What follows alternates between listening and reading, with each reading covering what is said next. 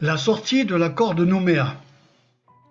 Nous allons imaginer que le scrutin du référendum d'autodétermination de la Nouvelle-Calédonie du 4 novembre 2018 rejettera l'indépendance à un pourcentage élevé, entre 65 et 70% des suffrages exprimés. Nous allons tout faire pour que cela arrive. Aussi, ne nous démobilisons pas. Au contraire, allons tous voter pour que le non à l'indépendance soit le plus massif possible. Dans l'éventualité de ce résultat, que se passerait-il en ce qui concerne l'accord de Nouméa, l'organisation et le fonctionnement des pouvoirs publics, les deux autres référendums, ou encore la sortie définitive de l'accord de Nouméa? 1. La caducité de l'accord de Nouméa.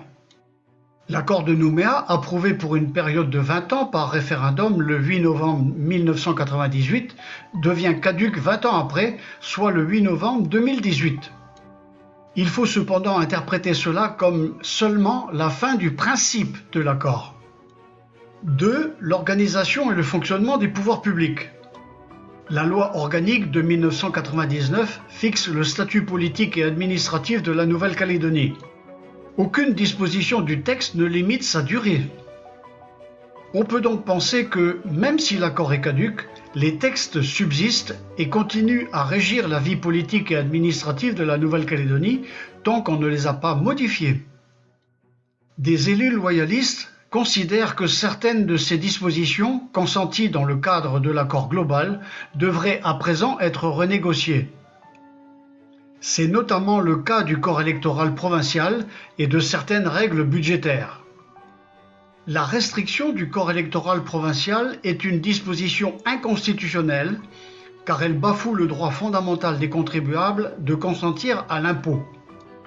La Cour européenne des droits de l'homme avait reconnu l'incompatibilité de l'exclusion électorale provinciale avec les règles européennes, mais avait décidé de ne pas sanctionner la France en considérant que cette disposition n'avait qu'une durée d'application limitée à 20 ans. 3. Les deux autres référendums. Il existe un certain nombre d'interrogations si le non l'emportait à un pourcentage élevé. Quelle serait alors l'attitude des indépendantistes? Maintiendraient-ils leur intention de demander l'organisation des deux autres référendums? Mettraient-ils à exécution leur idée farfelue d'aller négocier directement avec le gouvernement français après une sévère défaite électorale dont les observateurs de l'ONU auraient été les témoins? Suivrait-il l'opinion que le président de l'Union calédonienne, Daniel Goa, avait émise précédemment, à savoir que les indépendantistes renonceraient aux deux autres référendums pour ne pas se faire ridiculiser 3 fois de suite? À l'instar de la logique qui peut être observée dans la plupart des systèmes politiques, les électeurs calédoniens confirmeront-ils leur vote référendaire lors des élections provinciales de mai 2019? Si dans le camp loyaliste, une formation politique nouvelle a su donner des gages d'ouverture et de refondation de la société calédonienne, elle aura su capter l'adhésion de tous ceux qui, loyalistes traditionnels et anciens électeurs indépendantistes, ne se sentent plus en phase avec les anciennes chapelles politiques. Les partis indépendantistes pourraient donc ne pas obtenir le seuil du tiers des sièges au Congrès, ce qui leur interdirait de demander l'organisation des deux autres référendums. Les indépendantistes décideraient-ils de chanter les deux autres référendums et de passer à la phase finale de discussion prévue par l'accord de Nouméa? 4. La sortie définitive de l'accord de Nouméa. Dans l'hypothèse où les indépendantistes sont empêchés ou renoncent à demander l'organisation des deux référendums restants, soit ils cherchent à négocier une indépendance avec l'État, soit ils se rendent compte de l'ampleur de leur échec et décident alors de faire avec la France. Indépendance et partition de la Nouvelle-Calédonie. On ne peut construire un destin commun avec une minorité de 40% qui refuse, dans la violence, le principe même de démocratie et qui rejette le reste de la communauté calédonienne. La majorité de 60% au minimum aurait gagné le droit de vivre en Nouvelle-Calédonie. Une issue possible à ce conflit résiderait dans la partition de l'archipel, un cannexit. Dans une telle éventualité, il faudrait répartir la superficie du territoire calédonien en fonction du niveau des suffrages obtenus. Avec un oui à 35%, la Kanaki serait composée des îles Loyauté et du Nord calédonien à partir de la Kone-Tiwaka.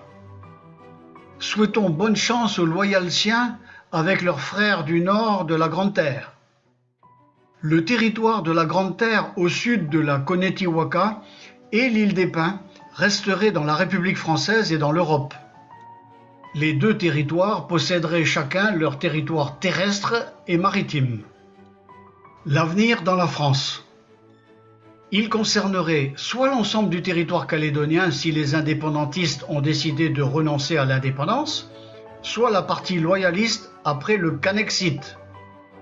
Il faudrait réinventer un régime de relations de la Nouvelle-Calédonie avec la République qui prenne en compte l'identité et la spécificité calédonienne et tienne compte de l'attachement des Calédoniens au régime d'autonomie en vigueur depuis 30 ans.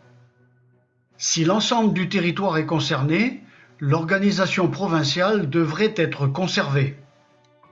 En cas de cannexit, un régime d'administration unitaire la remplacerait. Pour la définition des nouveaux rapports de la Nouvelle-Calédonie avec la métropole, le modèle fédéral sera recherché, qui puisse retirer et exclure définitivement la Nouvelle-Calédonie de la liste de l'ONU des territoires non autonomes à décoloniser. Pour avoir plus de chances de parvenir à un résultat positif, il conviendrait d'associer à cette démarche les territoires d'outre-mer de Polynésie française et de Wallis et Futuna.